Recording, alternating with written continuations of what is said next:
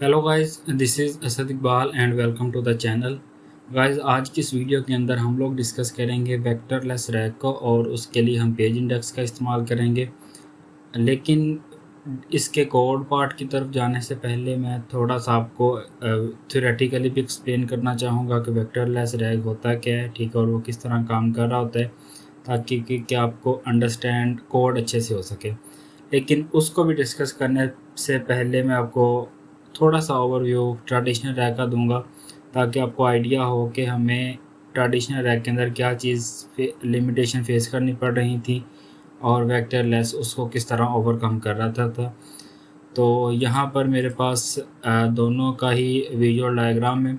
अगर आपने basic rag के साथ थोड़ा बहुत काम किया हो तो आपको आइडिया होगा कि इसमें जो प्रोसेस होता है वो ये होता है कि हम जो डॉक्यूमेंट होते हैं उसको हम स्प्लिट करते हैं फिक्स साइज़ के अंदर, मतलब उसके हम जंक्स बना रहे होते हैं मल्टीपल।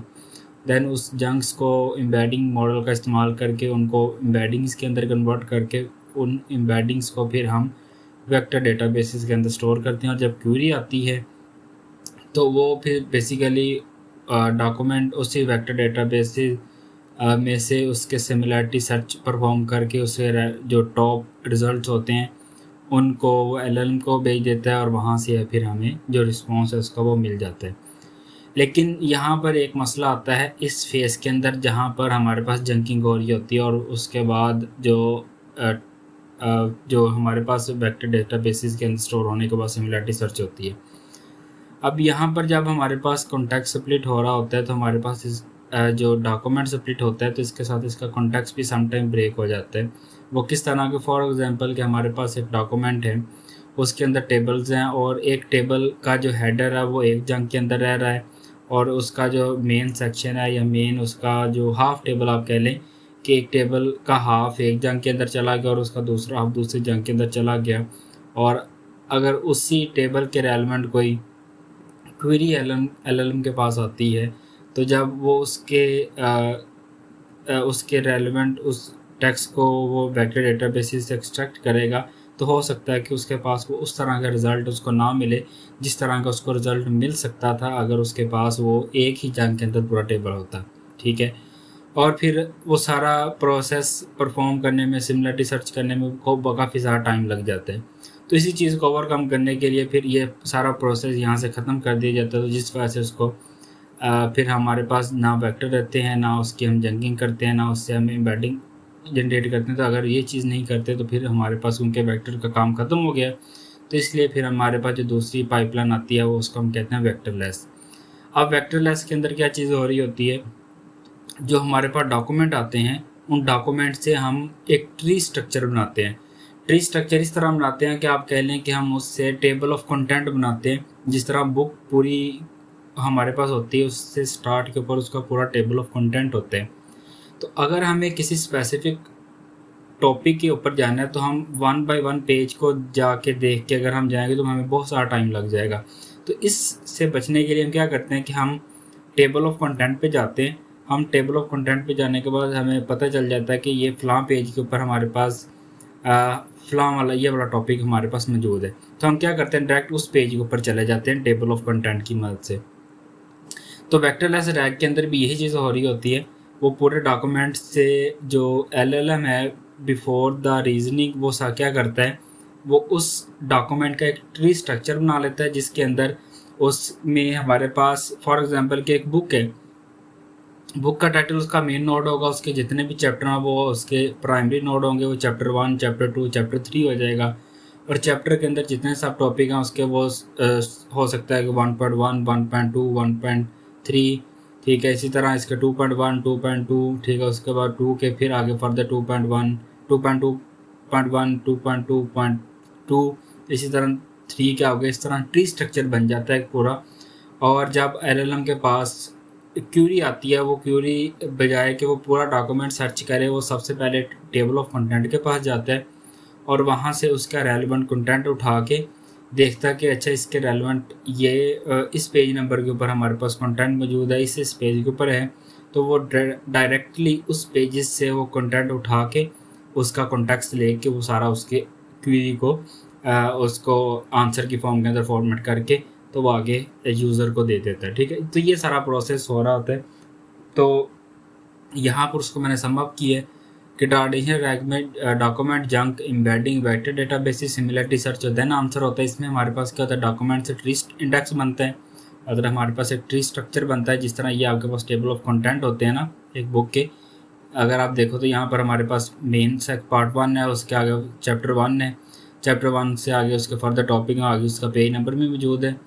वेक्टर लेस के अंदर भी यही चीज़ होती है। हमारे पास हर पेजेस का पेज नंबर, उसका टॉपिक और उस टॉपिक की छोटी सी समरी, उस पेज के ऊपर जितना कंटेंट होता है उसकी छोटी समरी हमारे पास जेसन फॉर्मेट के अंदर, इंट्रीस्ट फॉर्मेट हमारे पास वो as a table of content save हो जाती है।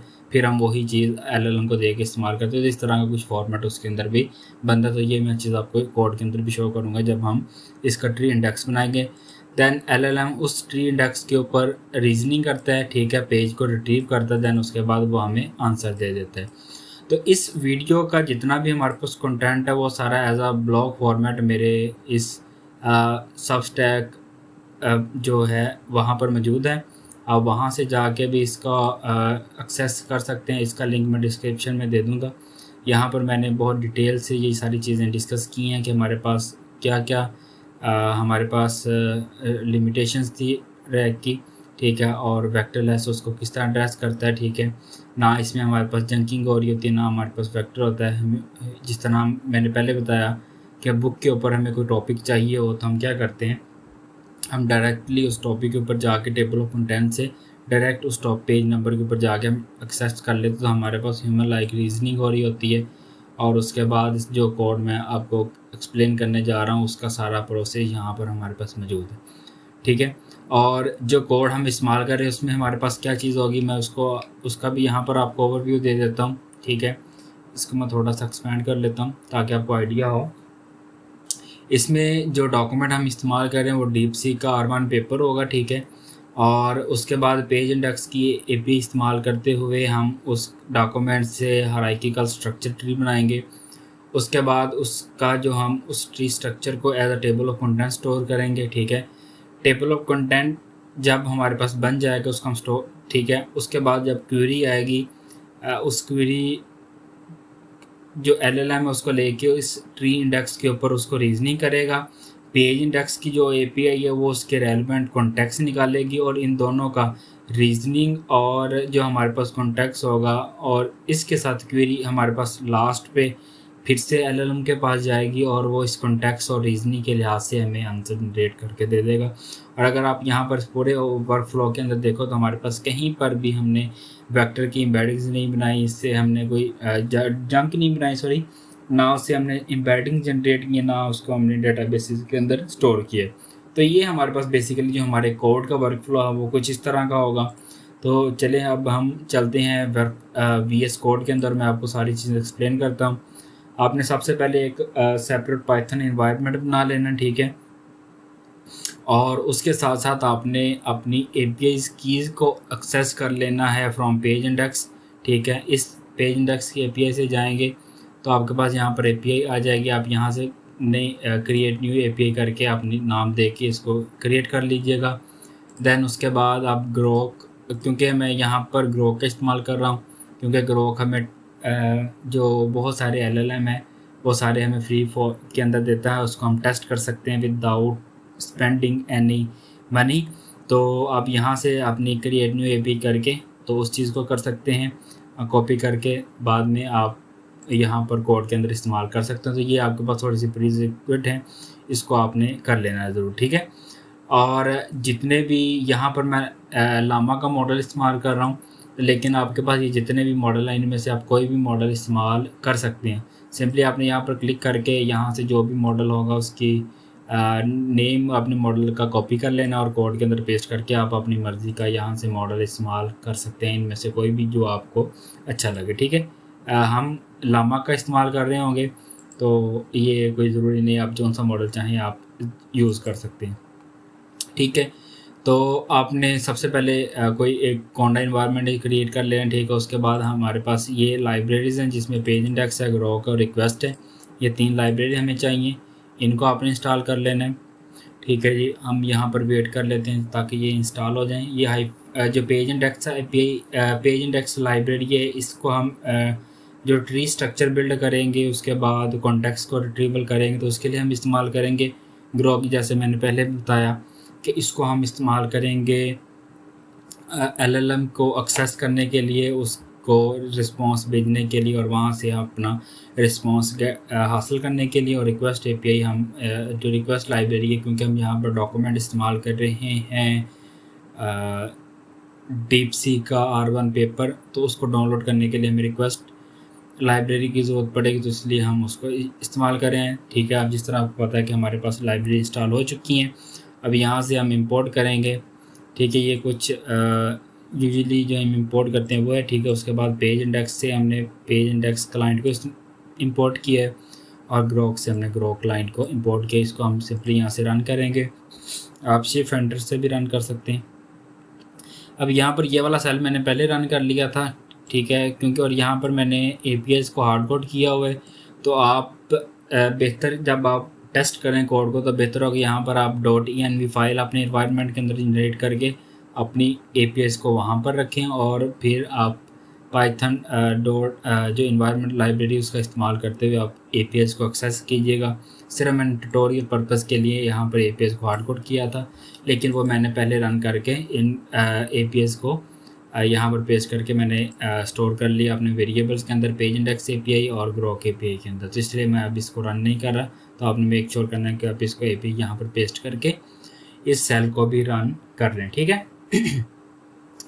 अच्छा, उसके बाद हम सिंपली क्या करेंगे, जो हमने यहाँ पर पेज इंडेक्स क्लाइंट को इंपोर्ट किया है, ठीक है, उसको हम अपनी API की दे देंगे और ग्रोक अपनी API की दे के यहाँ पर सिंपली हम इसको रन कर देंगे। ये भी हमारे पास रन हो चुका है। अब हमें डाउनलोड करना है अपना डॉक्यूमेंट। ठीक है, तो यहाँ पर हम सबसे पहले एक पाथ बना रहे हैं, ठीक है, जहाँ पर हमारे पास डॉक्यूमेंट स्टोर होगा। तो / हमारे पास ये करंट डायरेक्टरी को रिप्रेजेंट कर रहा है, उसमें हम डॉक्यूमेंट एक फ़ोल्डर बना रहे हैं और उसके अंदर हम DeepSeek R1 PDF जो है उसको हम स्टोर करेंगे। ठीक है, ये हमने उसका नाम दे दिया और यहाँ पर हमने मेक डायरेक्टरी और एग्जिस्ट होके = ट्रू कर देगा अगर हमारे पास पहले से डायरेक्टरी मौजूद हो। तो अगर हम इसको रीरन भी सेल को करें तो वो इसको एरर रिटर्न ना करे, तो इसलिए हमने इसका एग्जिस्ट होके = ट्रू कर दिए। और यहाँ पर हमने एक कंडीशनल स्टेटमेंट ऐड कर दी है कि अगर ये पाथ एग्जिस्ट नहीं करता, ठीक है, तो फिर ये सारा कोड रन हो। अगर पाथ एग्जिस्ट करता है तो आप सिंपली इस जो कोड है, अगर हम इस फर्ज एग्जाम्पल इसको 2 टाइम रन कर रहे हैं तो फिर ये इस चीज़ को बाईपास कर देगा, क्योंकि हमारे पास पाथ पहले से मौजूद होगा, लेकिन अभी हमारे पास मौजूद नहीं है। तो जब हम इसको रन करेंगे तो ये वाला पेपर जो है हमें डाउनलोड करके यहाँ पर आप देखोगे तो डॉक्यूमेंट फ़ोल्डर बन चुका है और इसके अंदर ये सारा इसके अंदर हमारे पास जो डॉक्यूमेंट है वो आपके पास है डाउनलोड होकर स्टोर हो जाएगा। तो ये आप देख सकते हैं हमारे पास ये डॉक्यूमेंट है। एक्चुअली इस डॉक्यूमेंट को मैंने इसलिए इस्तेमाल किया है कि आप देखो इसके अंदर 86 पेजेस हैं और वो इससे अच्छी तरह इसका आपको आइडिया आ जाएगा। वो हमारे पास टेबल ऑफ कंटेंट किस तरह बनाता है, उससे पेज नंबर के ऊपर वो किस तरह JSON फॉर्मेट के अंदर वो सारी चीज़ें स्टोर करता है। ठीक है जी, तो अब यहाँ पर हमारे पास डाउनलोड हो चुकी है। अब यहाँ पर हमें डॉक्यूमेंट को सबमिट करना है बेसिकली क्लाइंट जो हमने यहाँ पर इनिशियलाइज़ किया है अपना क्लाइंट। ठीक है, पेज इंडेक्स का उसको हमने स्टोर किया हुआ है पेज इंडेक्स क्लाइंट के अंदर, PI_ क्लाइंट के अंदर, और ग्रोक जो है वो हमारे पास _ क्लाइंट के अंदर है। तो यहाँ पर अब हम सबमिट करेंगे अपना डॉक्यूमेंट। ठीक है, डॉक्यूमेंट सबमिट करने के बाद हम यहाँ से उसके ट्री इंडेक्स को और जब हम सबमिट करेंगे तो हमारे पास जो डॉक्यूमेंट की ID है ये आपने याद रखनी है, क्योंकि जब हम अपना कॉन्टेक्स्ट को रिट्रीव करवाएंगे पेज इंडेक्स का सबमिशन इस्तेमाल करते हुए, तो हम वहाँ पर ये डॉक ID को इस्तेमाल करेंगे। तो आपने इस चीज़ को याद रखना है कि हमने ये यहाँ पर स्टोर किया हुआ है या जब हमने डॉक्यूमेंट सबमिट किया था। सबमिट करने के बाद जो हमारे पास इसकी ID आएगी वो यहाँ पर हमने स्टोर कर ली है। उसके बाद हम इसका ट्री इंडेक्स बनाएंगे और जब हम इसको करेंगे तो ये हमारे पास अब पेज इंडेक्स की API को इस्तेमाल करते हुए हमारे पास जो ट्री इंडेक्स है वो बिल्ड कर देगा। और जब ये बिल्ड करेगा तो आपके पास कुछ इस तरह का फॉर्मेट वो शो करेगा। तो अब हम वेट कर लेते हैं कि ताकि ये जल्दी से जल्दी वाइंड अप हो जाए पेज इंडेक्स बना दे, देन हमें जो नेक्स्ट फंक्शन है वो हमारे पास है शो ट्री का। अब इसमें हम जो हमारे पास वो इसी जो जेसन फॉर्मेट के अंदर हमारे पास बिल्ड होगा ना ट्री इंडेक्स, वो भी बेसिकली इसी डॉक्यूमेंट के अंदर हम स्टोर करेंगे, ठीक है। और यहाँ पर स्टोर करने के बाद उसका हम फिर उसको विजुलाइज करेंगे, ताकि आपको आइडिया हो कि जिस तरह हमने पेज इंडेक्स मैंने यहाँ पर आपको बताया कि हमारे पास इस तरह का कुछ आपके पास फॉर्मेट आएगा। हमारे पास जो है वो आपके पास मेन होगा, हेडिंग मेन सेक्शन होगा, सब सेक्शन, उसके बाद फर्दर सब सेक्शन आएंगे, और उसका पेज और ये सारी चीज़ें आपके पास इस फॉर्मेट के अंदर ट्री स्ट्रक्चर के अंदर होंगी।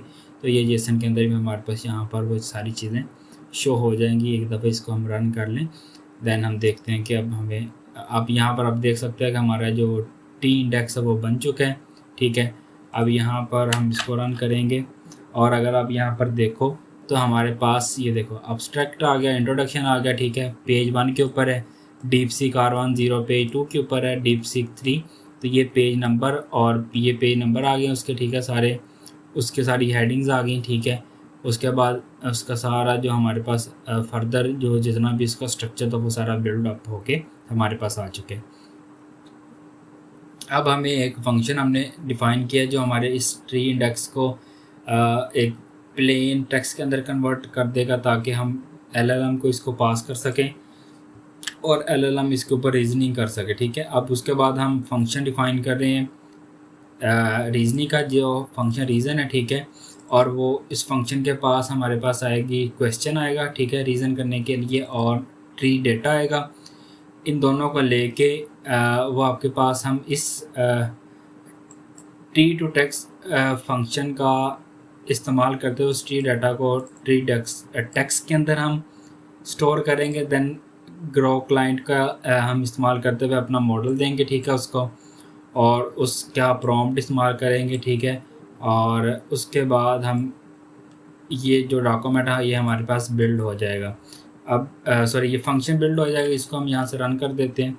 ये रन होगा, देन के बाद रिट्रीव का आएगा, ठीक है। इसमें अब यहाँ पर रीजनिंग के लिए हमने ग्रो का इस्तेमाल किया है, ग्रो की LLM API इस्तेमाल करेंगे, और जो रिट्रीव करने के लिए हम इस्तेमाल करेंगे पेज इंडेक्स क्लाइंट की API।